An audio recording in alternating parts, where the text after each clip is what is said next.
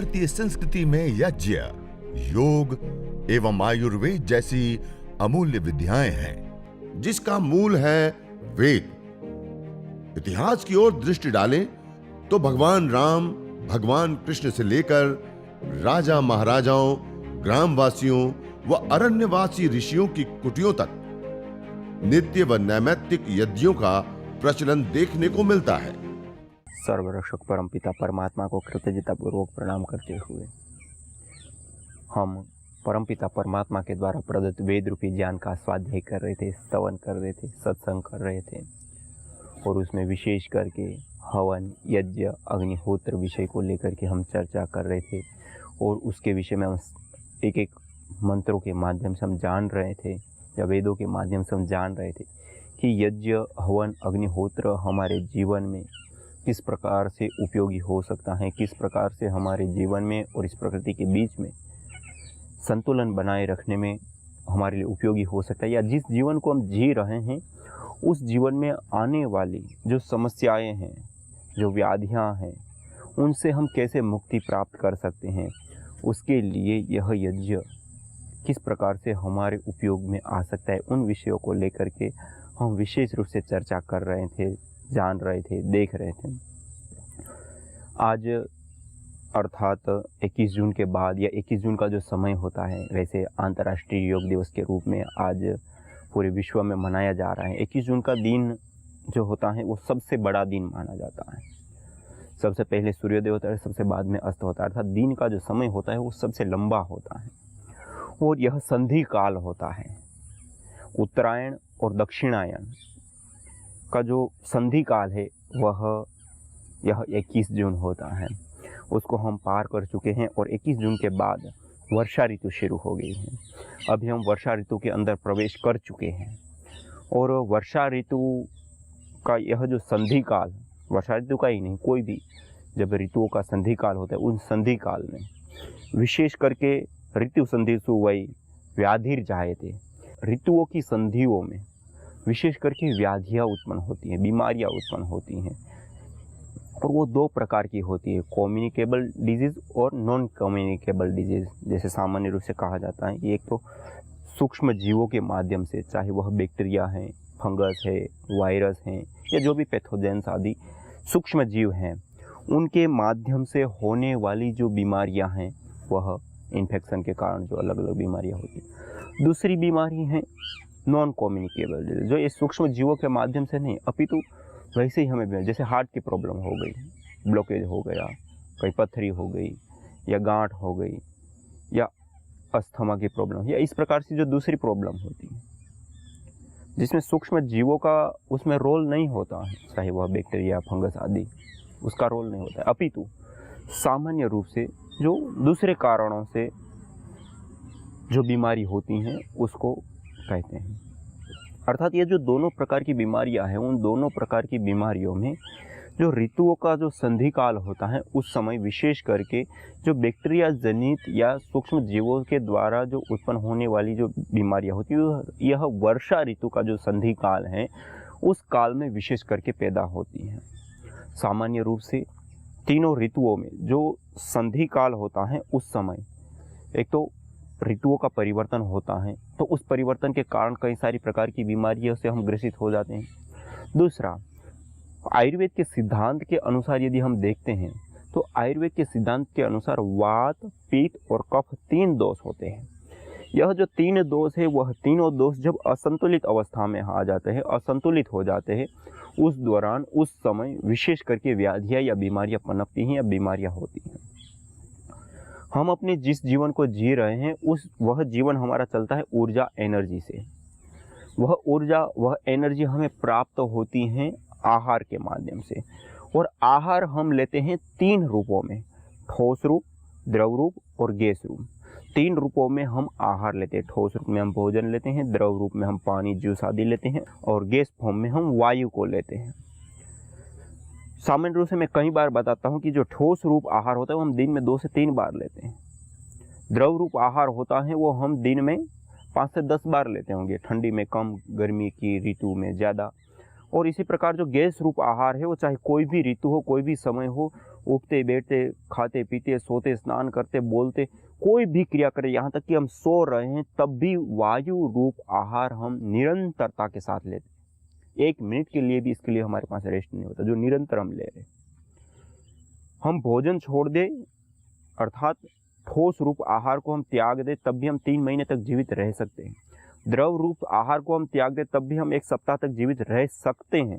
लेकिन वायु रूप आहार को यदि हम छोड़ देते हैं तो 3 मिनट भी हम जिंदा नहीं रह सकते हैं।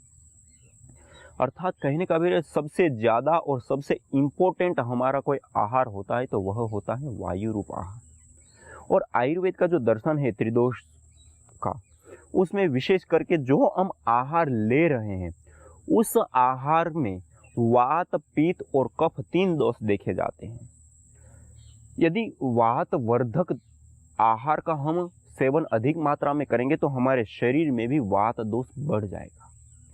और शरीर में जब वात दोष बढ़ जाएगा तो विशेष करके जो वात से संबंधित जो व्याधियां हैं, कमर में दर्द, घुटनों में दर्द से लेकर के अलग अलग प्रकार की जो वात से संबंधित जो बीमारियां, व्याधियां हैं, वह व्याधियां हमारे शरीर में विशेष रूप से उत्पन्न होने लगती हैं।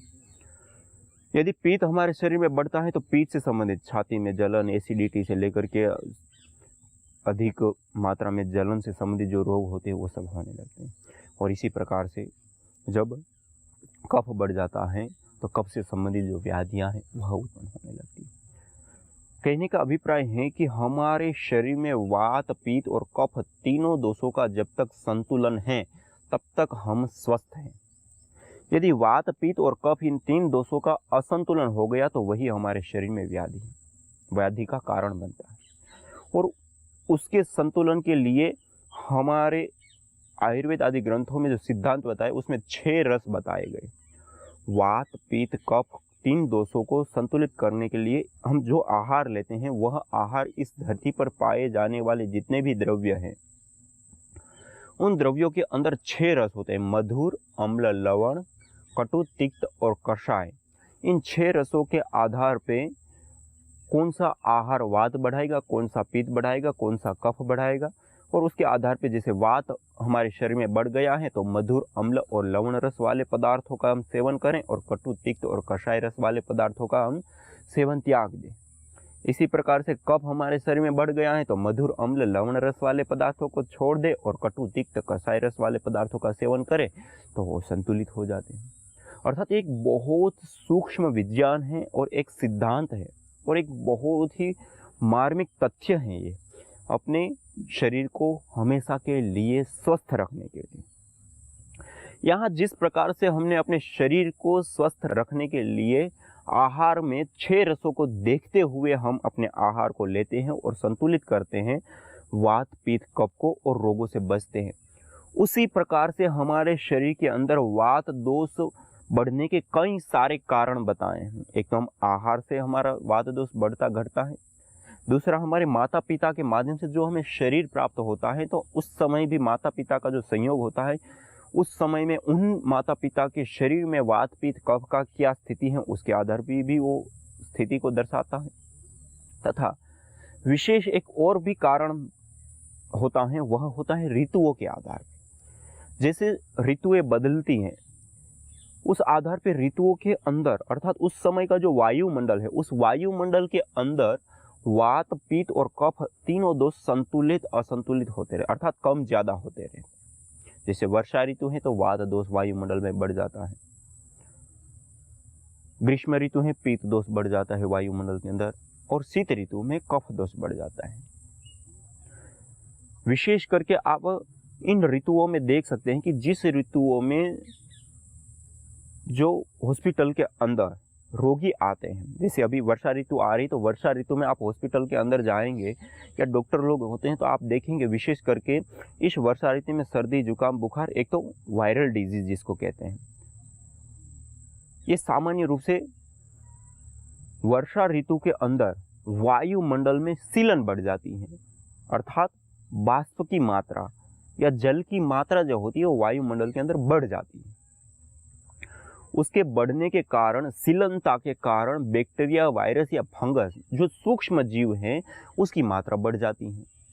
दूसरा कारण है कि जो सरफेस पे या एयरबोर्न बैक्टीरिया होते हैं, अर्थात वायुमंडल में रहने वाले या नीचे जमीन पे रहने वाले जो बैक्टीरिया होते हैं या सूक्ष्म जीव होते हैं, उसका निरंतरता के साथ प्रकृति शोधन करती है सूर्य के माध्यम से।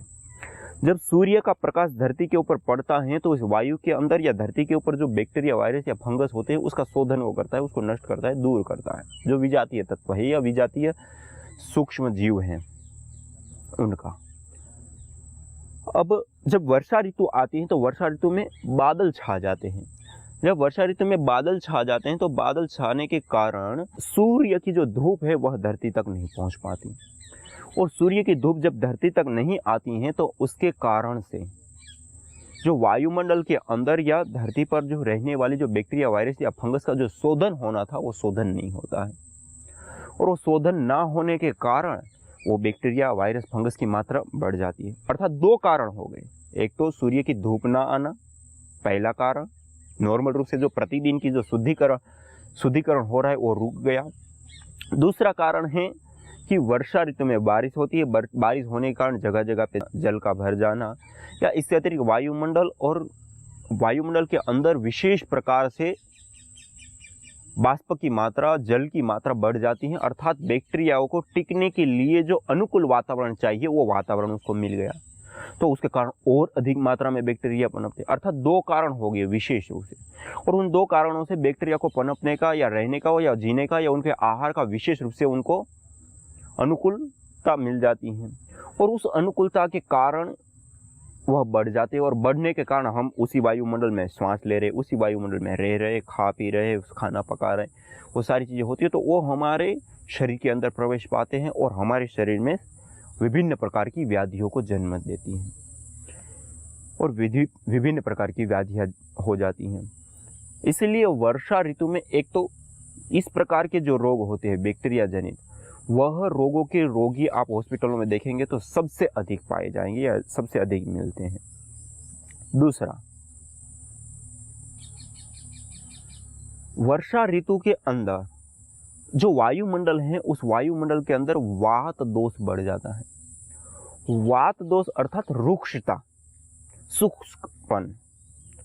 अब वात दोष जब वायुमंडल के अंदर बढ़ जाता है तो उसी वायु में हम श्वास लेते हैं 24 घंटा। जैसे हम आहार के माध्यम से देखा कि हम वात कारक जैसे चना है, मटर है, राजमा है, या फिर इस प्रकार के जो शुष्क पदार्थ हैं, कद्दू हैं, या कोई भी जो सब्जियां होती है वो लगभग रुक्ष पदार्थ के अंदर आती हैं।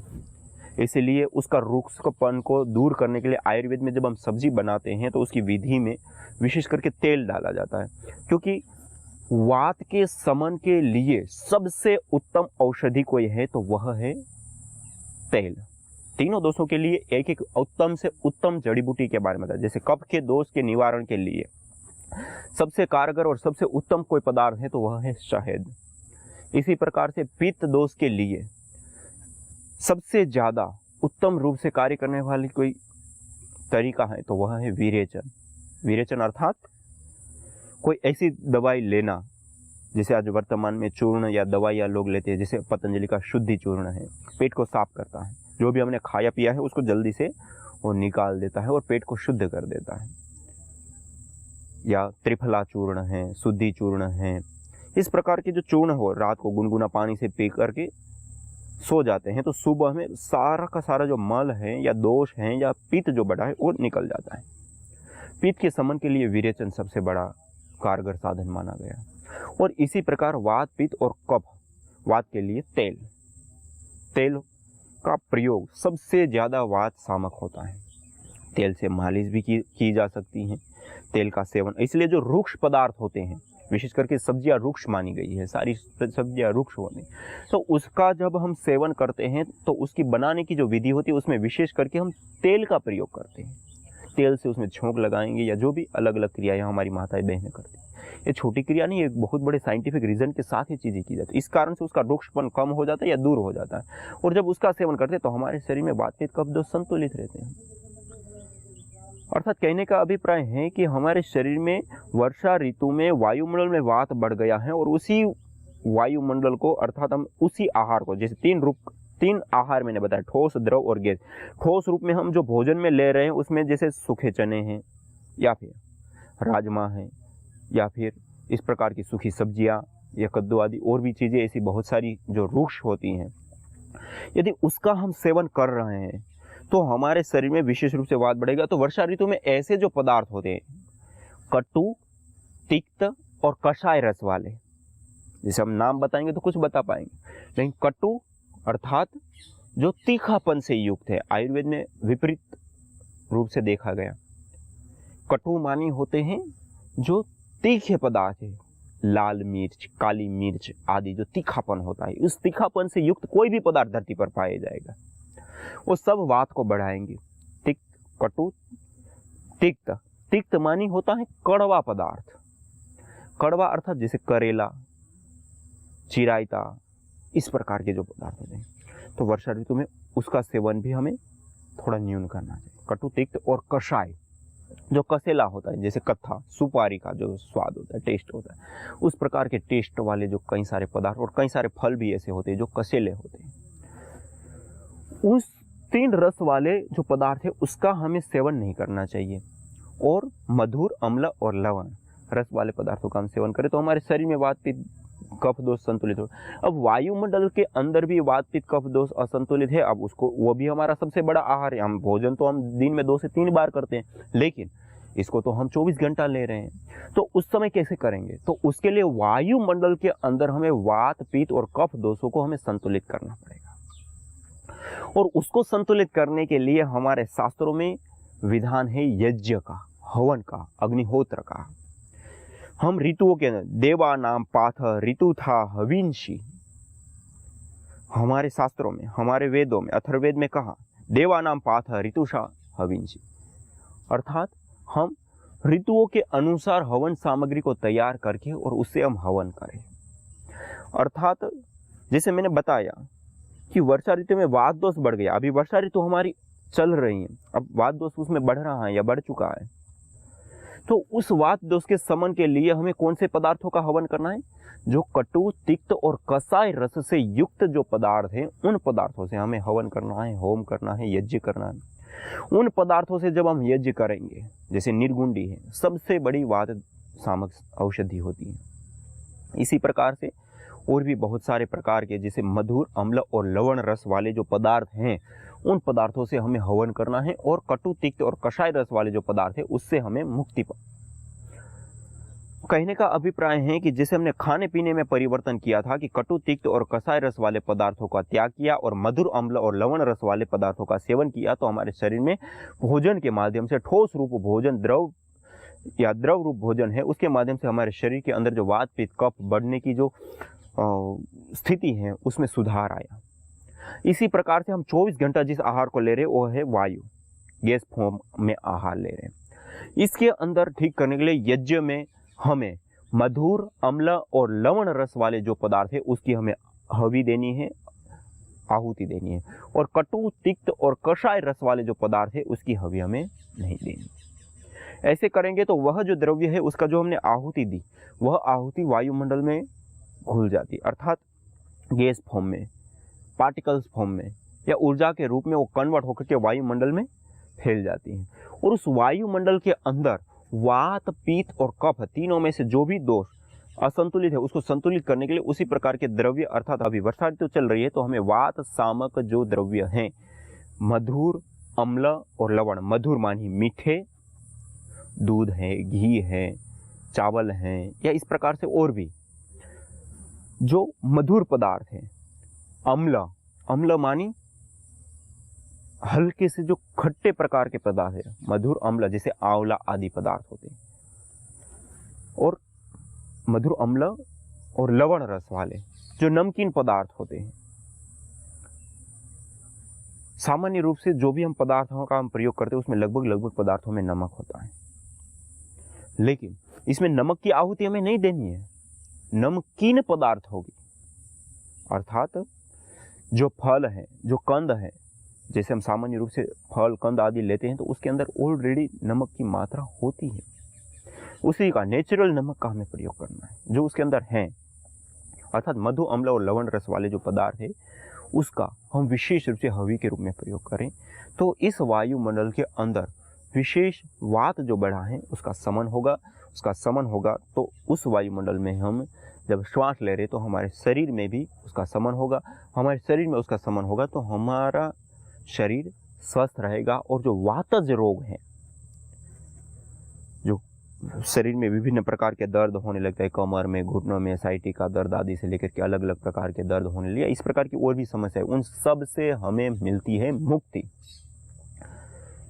और हमारे शास्त्रों में भेषज यज्ञ वा एते चातुर्मास्यानि तस्माद् ऋतु संधिषु प्रयुज्यन्ते, जो भेषज यज्ञ होते हैं वो यह जो ऋतु संधियों के जो काल होते हैं उस समय में विशेष रूप से प्रयुज्य होते हैं या प्रयुक्त होते हैं या किए जाते हैं या करने होते हैं। और उसको करते हैं तो ऋतु संधियों में जो रोग होते हैं उन रोगों से हमारा बचाव होता है। जो 2 प्रकार के रोग जिसको मॉडर्न साइंस में बोला जाता है कम्युनिकेबल एवं नॉन कम्युनिकेबल डिजीज, जो वर्तमान साइंस में बोला जाता है, उन दोनों प्रकार की व्याधियों से हमें मुक्ति मिलती है। अर्थात बैक्टीरिया, वायरस, फंगस जन्य माइक्रोबायोलॉजिकल प्रदूषण से होने वाली जो बीमारियां हैं, सर्दी, जुकाम, बुखार आदि, इसी प्रकार से जो वात, पित्त और कफ 3 दोष, अर्थात वर्षा ऋतु में वात दोष असंतुलित होता है तो उसके कारण होने वाली बीमारी है, उससे भी हमें मुक्ति मिलेगी।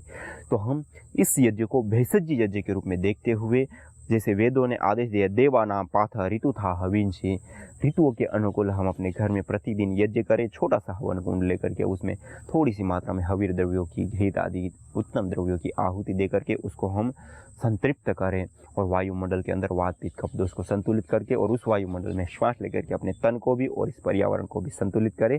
आज इतना ही, इसी के साथ ओम शांति शांति। यज्ञ अस्थमा से लेकर कैंसर जैसे जानलेवा रोगों से बचाने के साथ ही तनाव, अनिद्रा व अवसाद आदि मानसिक रोगों को दूर कर शांति व सौमनस्य प्रदान करता है। यज्ञ से विषैली गैसों में भारी मात्रा में कमी आती है व जानलेवा बैक्टीरिया, वायरस, फंगस आदि नष्ट होते हैं एवं रेडिएशन को भी कम करता है। यज्ञ भूमि की उर्वरा शक्ति एवं फसलों में एक्टिव कंपाउंड को बढ़ाता है तथा रोगों की रोकथाम भी करता है।